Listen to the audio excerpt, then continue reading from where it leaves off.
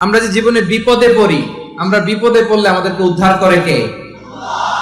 আল্লাহ ছাড়া আমাদের বাঁচানোর কেউ আছে? উদ্ধার করার কেউ আছে? রক্ষা করার কেউ আছে? এজন্য বিপদে পড়লে আমরা চাইবো কার কাছে? আমাদের যাই দরকার হোক আমরা ফরিয়াদ করব কার কাছে? নাকি মাজারে যেয়ে চাবেন?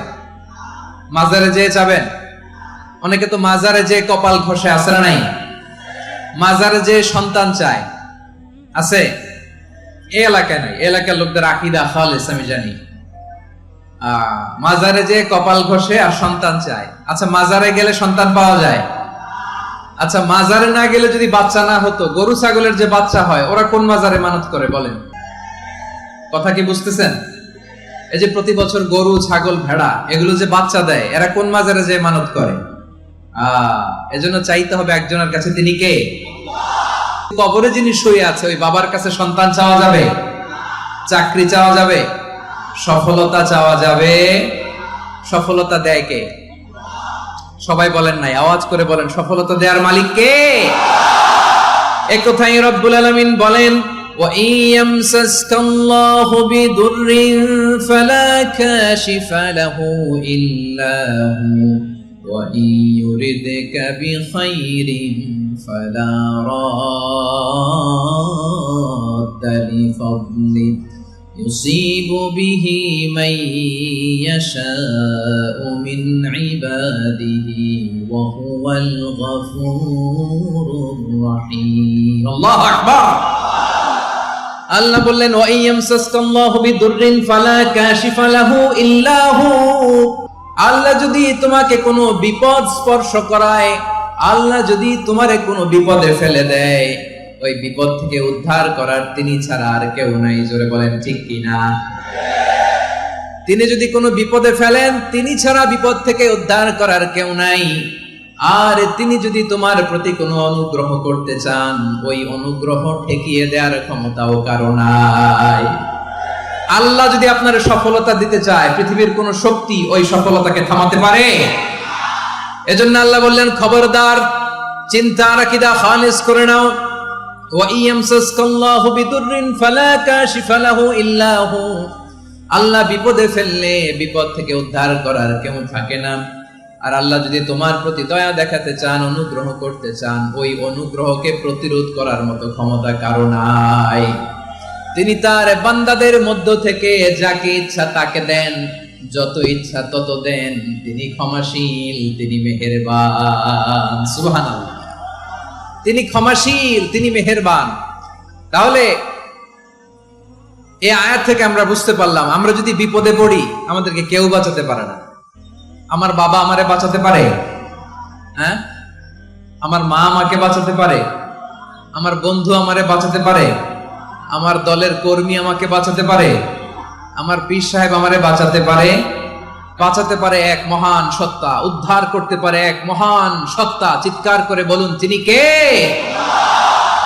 আবার আল্লাহ বললেন, আম্মান ইউজিবুল মুত্তাররা ইযা দাআহু ওয়া ইয়াকশিফুস সুআ ওয়া ইয়াজআলুকুম খুলাফাআল আরদ আইলাহুম মা'আল্লাহ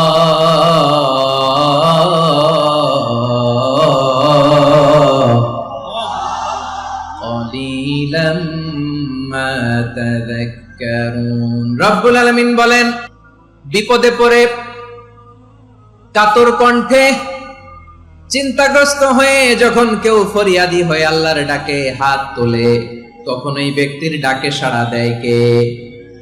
সবাই বলুন। বিপন্ন অবস্থায় আপনি যখন কেঁদে কেঁদে হাত তুলে আপনার দুঃখের কথা জানান, আপনি যখন ডাকেন তারে, তখন আপনার ডাকে সাড়া দেয় কে? আল্লাহ বলে, আমি সাড়া দেই। তোমাদের বিপদকে মুক্ত করে দেয় কে? ওই আল্লাহর সাথে কোন উপাস্য আছে নাকি? কিন্তু খুব অল্প সংখ্যক লোকই তোমরা উপদেশ গ্রহণ করো, কথাটা কার?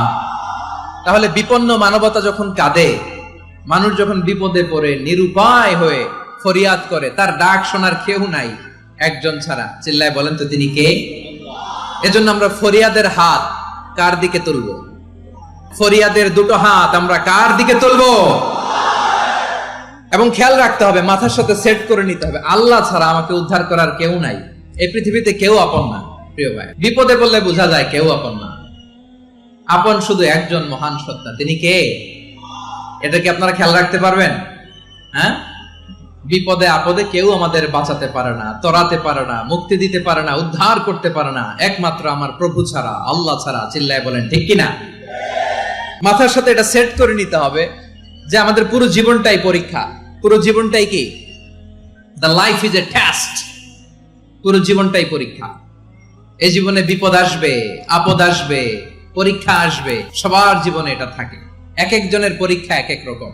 আমার পরীক্ষা একরকম, মাসুদ ভাইয়ের পরীক্ষা একরকম, চৌধুরী সাহেবের পরীক্ষা একরকম, আপনার পরীক্ষা একরকম, ওনার পরীক্ষা আবার আরেক রকম। পুরো পৃথিবীটাই পরীক্ষা ক্ষেত্র, সবাই পরীক্ষা দিচ্ছি, কিন্তু কারো পরীক্ষা প্রশ্নের সাথে কারোটার মিল নাই। সুবহানাল্লাহ পড়বেন না?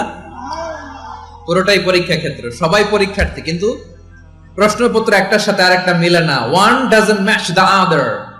একজনেরটার সাথে আরেকজনেরটা মিলে না। কাউকে আল্লাহ তাআলা ধনী বানিয়ে পরীক্ষা করেন। কি বানিয়ে? কথা কি বুঝতেছেন নাকি কষ্ট হচ্ছে? কষ্ট হচ্ছে আপনাদের? কাউকে আল্লাহ ধনী বানিয়ে পরীক্ষা করেন, আবার কাউকে আল্লাহ তাআলা গরিব বানিয়ে পরীক্ষা করেন, কাউকে আল্লাহ অসুস্থ বানিয়ে পরীক্ষা করেন। কেউ দেখবেন যে দুরারোগ্য ব্যাধিতে আক্রান্ত, ডাক্তার বলেছে আর সময় নাই, দুরারোগ্য ব্যাধি, ক্যান্সার, যার নেই কোনো অ্যান্সার, তার জন্য পরীক্ষা হচ্ছে এই রোগ। আরেক লোক দেখবেন তার আবার রোগ বালাই নাই, মাশাআল্লাহ, তাকে আল্লাহ তাআলা আর্থিক দৈন্যতা, দারিদ্রতা দিয়ে পরীক্ষা করছেন। এরকম আছে না নাই? টাকা পয়সা নাই, দিন আনে দিন খায়, যা আছে তাতে চলে না, এটা তার জন্য পরীক্ষা। আবার আরেক শ্রেণীর লোক দেখবেন তাকে আল্লাহ অসুস্থতাও দেয় নাই, দারিদ্রতাও দেয় নাই, তার দাম্পত্য জীবনের সমস্যা আছে না নাই? স্ত্রী কথা শোনে না, অথবা ছেলে মেয়ে কথা শোনে না। তাহলে পরীক্ষা সবার জীবনে আছে, এক একজনের পরীক্ষাটা এক এক রকম। আল্লাহ তাআলা দেখতে চায় যে এই পরীক্ষার সময় আমরা কিরকম রেসপন্স করি, how to deal with the test, কিভাবে এই বিপদ আপদ পরীক্ষাগুলোকে আমরা হ্যান্ডেল করব, ডিল করব। এটা হচ্ছে আজকের আলোচনার বিষয়। বুঝতে পেরেছেন সবাই আমার প্রিয় ভাইয়েরা? তাহলে পরীক্ষাময় আমাদের জীবন, বিপদ আপদ পরীক্ষা, এটা মানুষের পিছু ছাড়ে না। সবার জীবনে পরীক্ষা আছে। নবীদের জীবনেও পরীক্ষা ছিল।